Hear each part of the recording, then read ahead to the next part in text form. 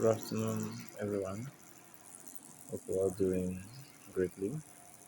I'm doing this video to share some of my benefit from the mass indoctrination, the 9, being the 21st of July 2022. From the lesson, we learned according to Hebrews 10, verse 24, that when we gather as children of God, we are to provoke one another, ourselves, unto good works. We are to stir ourselves up to commit ourselves more to the work and then to the things, to the work and for God and work with God. When we gather, we are expected to observe one another. We are supposed to consider one another and check if there be any amongst us that are in need and how we can meet to the need of one another. When we gather, the primary concern should not be, often shouldn't be our primary concern of gathering. So whether we have money, as the case may be, say offering or not, it shouldn't restrict us from going into the presence of God. When we come into His presence, firstly, the major priority is the exhortation of one another with God's word, and then observing one another, extending care one to another. If we have offering, glory be to God. But if we don't too, it shouldn't restrict us from coming to the house of God. James 2, from verse 1 to 4, there also we are advised to treat all men equally, both those that are rich and those that are poor, all acceptable before God. None should be treated in partiality when we come into the presence of God.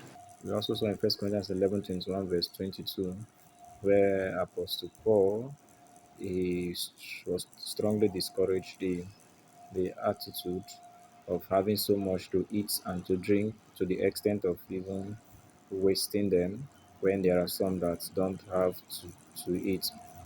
As children of God, we shouldn't just think on only ourselves, but the others also should also be our concern, should be our priority, should be an obligation that we see to the well-being of one another.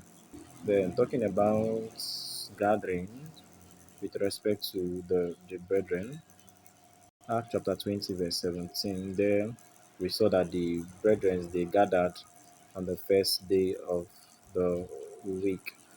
And when they gathered, we saw that the major thing that was done during the gathering was the word. Apostle Paul taught the scriptures from when they gathered till midnight. And so, one of the major components when we gather is to study God's word. In 1 Corinthians chapter 16, verse 1, we also saw there that collection of the offering was on the first day of the week, being 16. The book of Acts, chapter 2, there we saw the brethren they gathered daily. So, meaning the ideology that worshiping God is restricted to a particular day is not scripturally true, because we saw here that the brethren they gathered on every day of the week. So we worshiping God is not restricted to any day and any time. So whenever we wish to worship God, be it Monday, Tuesday, Wednesday, through Sunday, all are acceptable by God. When we gather to other things we do too, it's singing, um, speaking in tongues, and also interpretation. And there we also learn that singing is very important. Singing itself, before the world was created, singing as being in existence. When the angels were on earth, when Christ was giving birth to, they also sang. The angels in heaven, the entire host in heaven, the 24 elders, the four beasts, they All some scriptures say they do this daily in heaven. Even at this moment too, they are singing. Singing is very important. Also, we also have what we call songs of deliverance. When David sang, Paul was delivered from his evil spirit. So just mere singing, giving God praises, worshiping God. Also, the evil spirits, if they are within that environment, they leave because God's presence comes down. So singing is very important. For more of the teaching of the mass indoctrination, you can look up my post on the MCGI community on the Hive platform. I want to use the opportunity to invite us to be part of Hive and in particular the MCGI community.